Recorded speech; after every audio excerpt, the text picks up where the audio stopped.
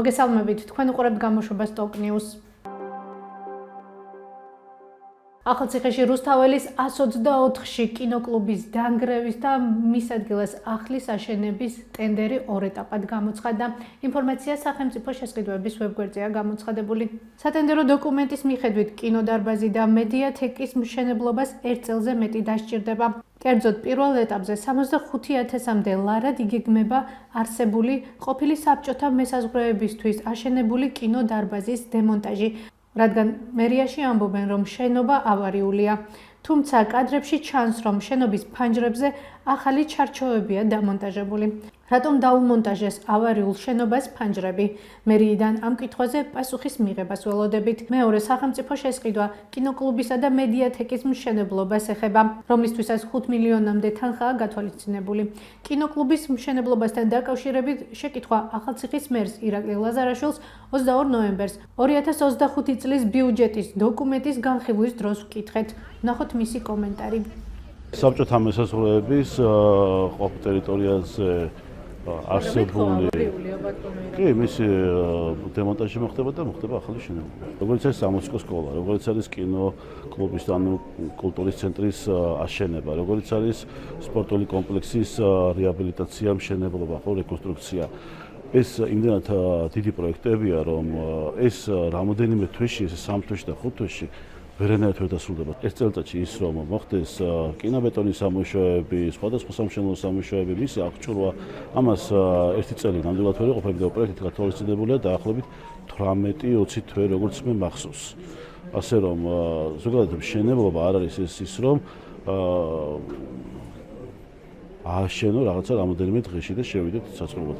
ჩვენ ყოველ შემთხვევაში ეგეთი ტექნოლოგიები არ აგვაქვს, რომ ერთ კვირაში კორპუსები დავდგათ და შენობები ავაშენოთ.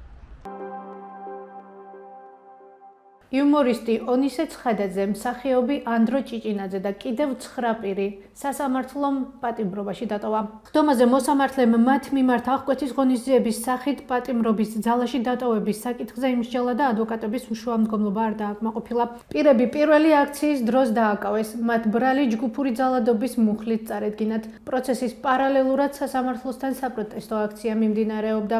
იფთრითის 14%-იანი წილის მფლობელი ონისე ცხადაძე, იგივე ონისე მალადოი.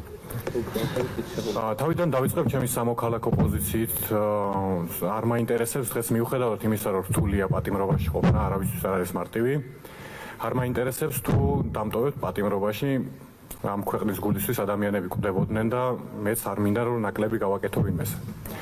რაც შეეხება პროკურატურის ბრალდებებს, მე მაქვს საქმეში არსებული ვიდეო მტკიცებულება ნანახი, სადაც ჩანს ბოთლის სროლა და ასევე არის ფერი, ეგრეთ წოდებული კვამს რო უშვებს მხოლოდ ფერს, მაგის პატარა კაფსულის სროლა და ისეც უდათ ვისწრი, რომ ლამის ფეხში გავირტყი და ძალიან გთხოვთ, რომ თვითმკვლელობის ცდელობის გამო 500 ლარით დამაჯარიმოთ. რაც შეეხება ბრალდების, ანუ რამდენ წელს ითვალისწინებს ეს ბრალეულობა, 4-დან 6 წლამდე, ანუ ამ ბრალდებაზე მომისაჯოთ მაქსიმუმი გამოდის, რომ ვანო მერაბიშვილზე 9 თვით ნაკლები გამომივა ციხეში. ანუ თქვენი აზრით, მე ვიქნები მასზე ძალიან ცოტათი განსხვავებული დამნაშავე. გირაოზეც მინდა რომ გითხრათ, ეს თქვენ თვითონ შეგიძლიათ განსაზღვროთ, მაგრამ მე გთხოვთ, რომ გირაო დამიწესოთ 14 ლარის და 60 თეთრის ოდენობით. და თუ ასევე ფიქრობთ, რომ ბოთლის სროლა დანაშაულია, რომელიც ითვალისწინებს 4-დან 6 წლამდე თავისუფლების აღკვეთას, მაშინ მე მაქვს სპიჩკის კოლოფი, რომელსაც პროკურატურის მიმართულებით ვისვრით და 3 თვე დამიმატეთ.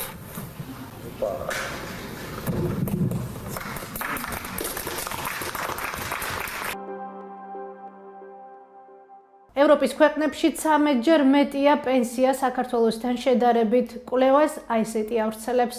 ევროპაში და ევროგაერთიანების ქვეყნებში არსებულ სოციალურ ფონზე და საპენსიო სისტემაზე გვესაუბრება არასამთავრობო ორგანიზაცია ტოლერანტის ხელმძღვანელი ცირა მესხიშვილი. აქვე გეტყვით, რომ საქართველოში 2025 წლის იავრის თვიდან პენსიონერებს 35 ლარით გაეზრდებათ.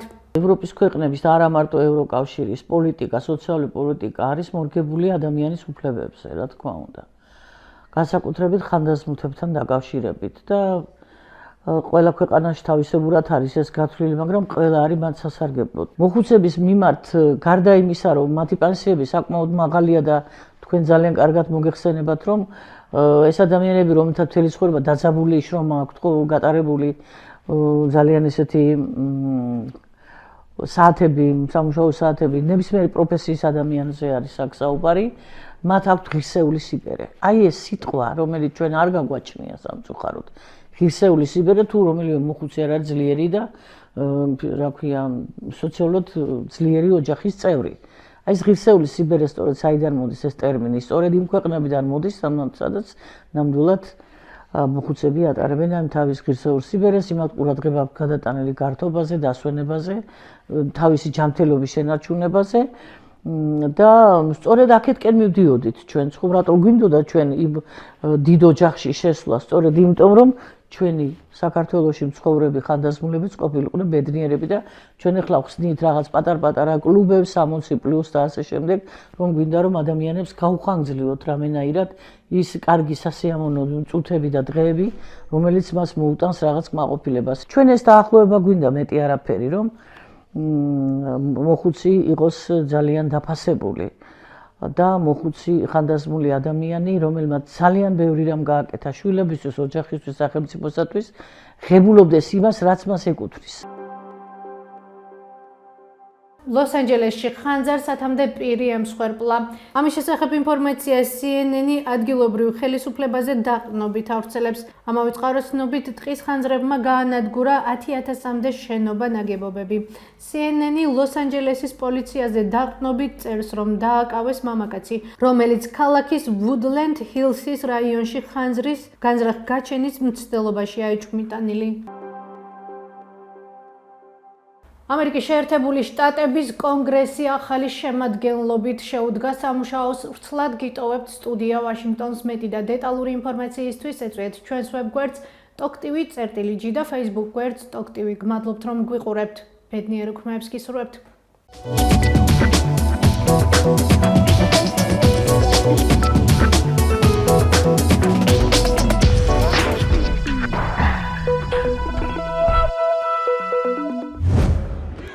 არჩევნების შედეგების დამტკიცების ისტორიაში ყველაზე ხმაურიანი პროცესიდან 4 წლის შემდეგ ამერიკის კონგრესმა დონალდ ტრამპის საპრეზიდენტო არჩევნებში გამარჯვება, როგორც უწინ, ტრადიციულად 7 გარემოში დაამტკიცა. განახლებული სენატის უმრავლესობის ახალმა ლიდერმა ხაზი რესპუბლიკური პარტიის დამაჯერებელ წარმატებას გაუსვა. რესპუბლიკელებმა შედეგები თითქმის ყველა დემოგრაფიულ ჯგუფში, ამერიკის ოლქების თითქმის 90%-ში გააუმჯობესეს. რესპუბლიკელთა კოალიცია ფართო, ძლიერი და მზარდია. ახლა კი ვიწყებთ მუშაობას დასახული მიზნების მისაღწევად. ბატონო პრეზიდენტო, რესპუბლიკელები მზად ვართ. საკუთარი დამარცხების მიუხედავად ვიცე-პრეზიდენტმა კამალა ჰარისმა კონსტიტუციური მოვალეობა პირნათლად შეასრულა. უხელმძღვანელა არჩევნების შედეგთა სერტიფიცირების პროცესს. ისტორიულად მსგავს როლში აქამდე მხოლოდ 2 დამარცხებული ვიცე-პრეზიდენტი აღმოჩნდა, რიჩარდ ნიქსონი და ალ გორი. პროცესამდე ჰარისმა კიდევ ერთხელ ისაუბრა ძალაუფლების მშვიდობიანი გადაცემის აუცილებლობაზე. ეს წმინდა მოვალეობაა, რომელსაც მე სამშობლოს სიყვარულით, ჩვენი კონსტიტუციის ერთგულებითა და ამერიკელი ხალხისადმი ჩემი ურყევი რწმენით შევასრულებ. ამერიკელი ლიდერები ამ მოვალეობას და მთლიანად ამ დემოკრატიულ პროცესს ტრადიციულად დიდი პატივისცემით ეპყრობოდნენ. ეს მისი როლია, რომელსაც ჰარისი მიზანდასახულად მთელი შეგნებით ასრულებს. ეს აჩვენებს ძალაუფლების მშვიდობიანი გადაცემისადმი ერთგულებას, თუნდაც სწორედ შენ იყო წაგებული. ეს მის ძლიერებაზე და იდეალებისადმი ერთგულებაზე მეტყველებს, რასაც ადრე ჩვეულებრივ ვიღებდით, ახლა კი ვუბრუნდებით. დემოკრატ კონგრესმენთა აზრით 2021 წლის 6 იანვარი დავიწყებას არ უნდა მიეცეს. Far too many individuals have tried to rewrite the history. ძალზე ბევრი შეეცადა 6 იანვარს ისტორია შეეცვალა. სიმართლე ხალიჩის ქვეშ შეემალა. თითქოს იმ დღეს ყველაფერი გადასარევად იყო. პატრიოტულ მომენტადაც კი წარმოაჩენდა ამას. ეს სიცრუეა, წმინდა წყლის სიცრუე. Is a lie. 2022 წელს 7 დემოკრატისა და 2 რესპუბლიკელისგან შემდგარმა კონგრესის საგამოძიებო კომიტეტმა 6 იანვრის მოვლენებში ბრალი ტრამპს დასდო, რომელიც დაუსაბუთებლად იმეორებდა, რომ 2020 წლის არჩევნები გაყალბდა და ბრალდების მიხედვით მხარდამჭერებს კაპიტოლიუმზე შტურმისკენ უბიძგებდა. რესპუბლიკელების ნაწილი კომიტეტის მუშაობას აკრიტიკებს და აცხადებს, რომ მომავალმა პრეზიდენტმა ბრალდებულები, რომელთაც სასამართლომ 6 იანვრის მოვლენების გამო სასჯელი შეუფარდა, უნდა შეიწყალოს. პრეზიდენტის პოსტს დონალდ ტრამპი ინაუგურაციის შემდეგ 20 იანვარს დაიკავებს.